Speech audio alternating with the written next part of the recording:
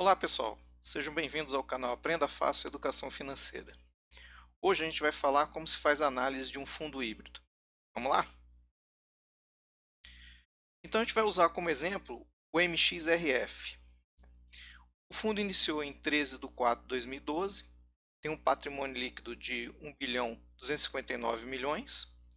O valor patrimonial por cota dele é de R$ 10,24, ele tem uma gestão ativa. O gestor é XP, o administrador é o BTG Pactual. A taxa de administração dele é de 0,90%, mas tem um mínimo aí de R$ 60.000. E o número de cotistas dele é absurdo, de 192.527. O objetivo do fundo, como ele é um fundo híbrido, é oferir ganhos com CRIs, FIs, imóvel para renda ou desenvolvimento, né? Na prática, a gente vai ver que esse fundo, o principal ganho dele vem de CRIs, né? E em segundo lugar, o ganho de capital com fundo de investimento imobiliário e um pouco aí com imóveis para desenvolvimento. Na verdade, ele trabalha muito com permuta. Quando a gente vai avaliar um fundo híbrido, né, a primeira coisa que a gente vai dar uma olhada é no portfólio dele. Isso já dá um indicador interessante do que eu tenho que estudar. Então a gente vê que 83% da alocação do fundo atualmente é em CRIs. Então é por aí que eu vou começar meu estudo. Então eu vou pegar o CRI, que ele tem lá, a carteira dele, estudar, e depois eu vou estudar o resto, né? O fundo ainda tem atualmente 7% em imóveis e 6% em fundo de investimento imobiliário. Está com 4% em caixa. Só que é o seguinte, ele vendeu, eu tenho que olhar não só o portfólio atual, como dar uma olhada no histórico. Como ele vendeu nos últimos meses fundo de investimento imobiliário, porque ele comprou descontado na época da crise, então os fundos de investimento imobiliário estão um pouco menor que a média se a gente olhar para trás. Então tome esse cuidado, dê uma olhada sempre no histórico. Olhando aqui os resultados do fundo, né, que eu quero ver como é que ele distribui isso aí, a gente vai olhar que ele teve um resultado em junho de 8.636.000 e um rendimento distribuído de 8.605.000, ou seja, ele distribuiu praticamente tudo do mês. O que deu uma distribuição por cota de 0,07 centavos. O fundo teve nos últimos 6 meses, né, em 2020, um resultado de 46.257.000 e ele distribuiu 46.227.000 reais, que dá 0,077 por cota. Então a gente verifica que realmente é um fundo que distribui praticamente tudo que arrecada. Então, contribuindo com esse nosso estudo, o que a gente vai olhar? A composição aqui do resultado. Então, em azul escuro aí, está o recebimento por CRI. Então, a gente verifica que o CRI realmente domina o perfil do fundo. A composição do resultado dele é em grande parte feita pelos CRIs. Em cinza aí está em fundo de investimento imobiliário, então a gente vê que teve um certo destaque este ano, justamente porque ele conseguiu comprar barato ali do final de fevereiro para o meio de março, né? E passou a vender um pouquinho em abril, maio e junho. Se a gente olhar no ano passado, não tinha esse destaque tão grande. Outra coisa que a gente olha em azul aí mais fosforescente embaixo aí do gráfico está o ganho dele de lucros imobiliários. Então a gente vê que isso aparece esporadicamente, não é uma receita recorrente. Ele vem, volta, some de acordo com a entrega com a entrega e com a venda dos imóveis, né? Como ele trabalha muito com permuta, a gente vai ver sempre essa característica, não tem uma renda recorrente. Então, a gente tem que pensar na composição anual desse ganho e não com um ganho mensal contínuo. Olhando a composição nos últimos 6 meses, que é importante justamente para eu saber o que eu tenho que estudar, aqui fica bem clara a importância do CRI em relação aos restos ativos que o fundo trabalha. Então, o fundo teve de lucro imobiliário nos últimos 6 meses, da composição total dele, que dá mais ou menos 50 centavos nos últimos 6 meses, o que ele teve de ganho? Separando por tipo de ativos. Os lucros imobiliários deu 0,051 centavos, valor pequeno. As receitas de fundo de investimento imobiliário um pouquinho maior, 0,081. Destaco que neste ano a gente teve um fator, em virtude do Covid, que não vai se repetir, né? Então é muito provável que nos próximos anos a gente veja que o lucro imobiliário dê um pouquinho acima do lucro com as receitas dos fundos de investimento imobiliário. E a gente vê que o grande destaque aí realmente são as receitas do CRI, que deu 0,405. O que significa isso? Que ele praticamente abocanhou todo o resultado.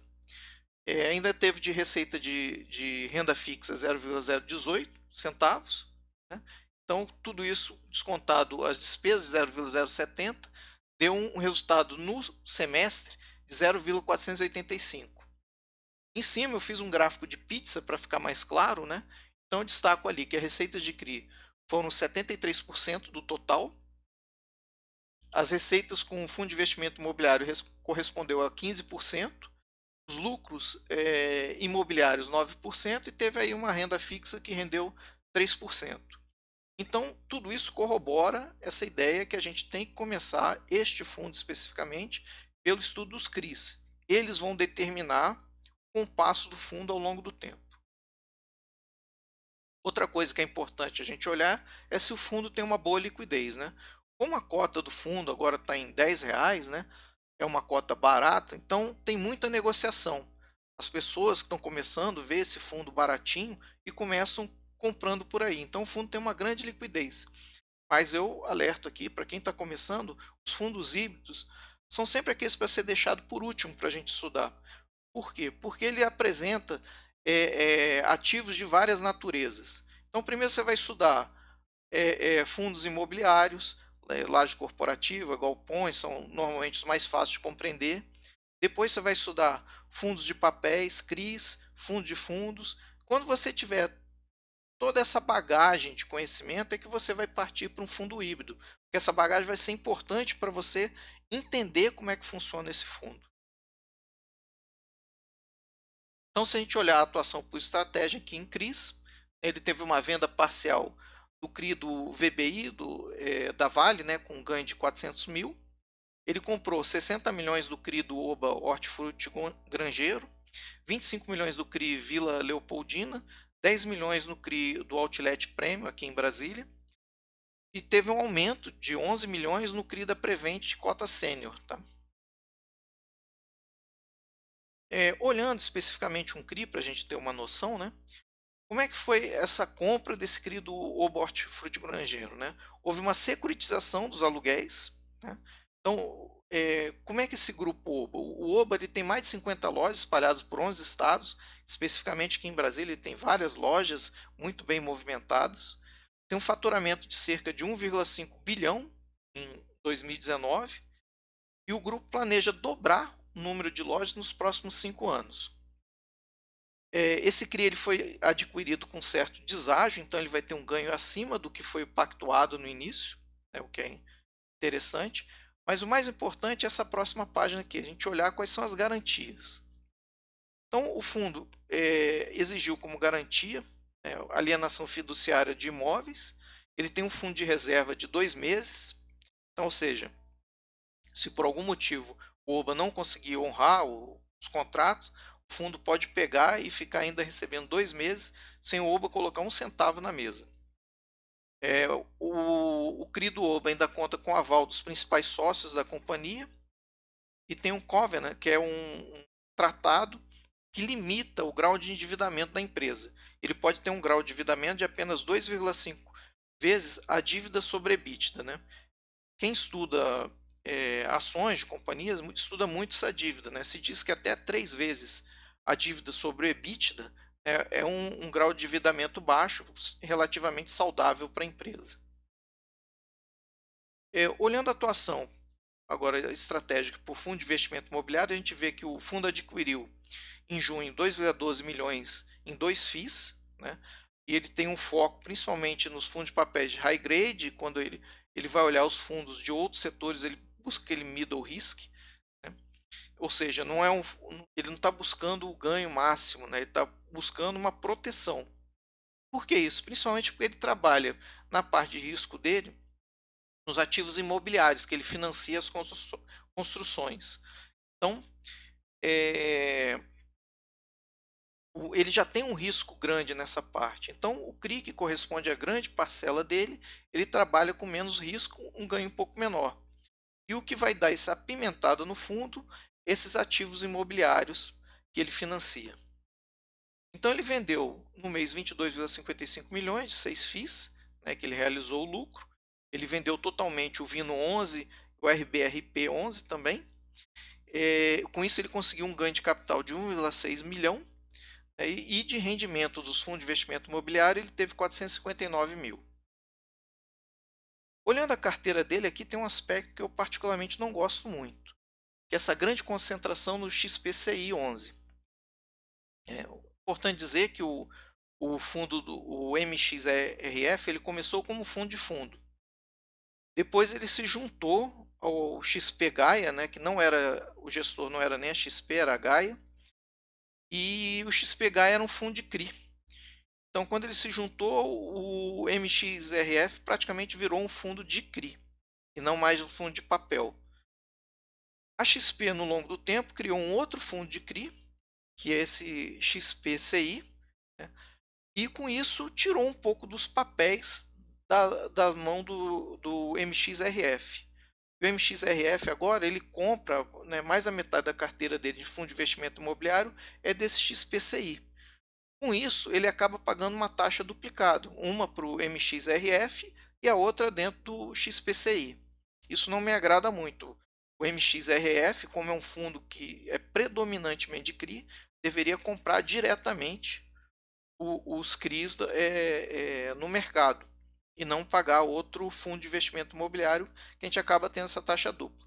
Mas mesmo representando mais de 50% da carteira de fundo de investimento imobiliário, a gente viu que a carteira de fundo de investimento imobiliário frente ao total do patrimônio do fundo ela é bem pequena. Então, nesse ponto, a gente deixa como aceitável. Olhando os ativos imobiliários, né, no mês de junho o fundo não realizou nem investimento nem reduções de capital. O MXRF deve realizar novos investimentos e aportes em permutas de ativos que já compõem o portfólio, mas ele ressalta que ele já tem engatilhado aí uma série de pipeline que ele considera robusto de novas operações. Ele está esperando só a situação melhorar, né, passar um pouco a pandemia ou enxergar o fim da pandemia para eles começarem esses novos projetos aí. Quais são as garantias reais que o MXRF tem nos ativos imobiliários? Se a gente for olhar todos eles. Primeiro, em todos ele constitui uma sociedade de propósito específico. Para que serve essa sociedade de propósito específico? Para ele separar as coisas, dizer quais são as atribuições de cada um nessa sociedade e quais são as garantias.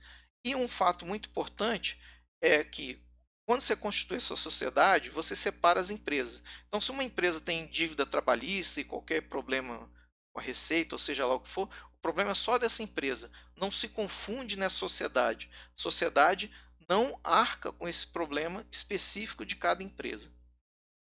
Ele exige também os terrenos, né, através normalmente de alienação fiduciária. O que ocorre na alienação fiduciária? Se uma das partes, se a consultora, no caso a empreendedora, não cumprir com a sua parte, ela perde aquele terreno para a sociedade de propósito específico. MXRF toma aquela propriedade e apenas em cartório ela passa a ser proprietária do terreno. Que aí normalmente vai a leilão e ela vai reaver o dinheiro que ela colocou na obra. Além disso, tem um aval da companhia incorporadora e dos sócios, né, que é uma garantia extra. Além disso, o próprio sócio normalmente entra com seu patrimônio pessoal se algo de errado ocorrer na obra. Então, olhando o portfólio dele, a gente vê que tem 4 imóveis já concluídos, isso significa um grau de risco baixo, né, porque a obra já está concluída. A gente vai olhar que tem 6 obras em construção, sendo tocadas atualmente, e tem 4 obras sem lançamento ainda. Então, resumindo, quando a gente estuda um fundo híbrido, a gente tem que olhar primeiro a alocação por classe de ativos. Como a gente viu neste caso do MXRF especificamente, a grande parte do patrimônio líquido dele está alocado em quê? Em CRIs. Então a gente vai começar o estudo por aí. E aí a gente segue a ordem, né, pelo percentual que ele aloca em cada classe de ativo. Seguindo isso aí, você vai ter uma compreensão melhor do fundo e vai estudar primeiro o que é mais importante. E por hoje a gente fica por aqui. Aquele abraço.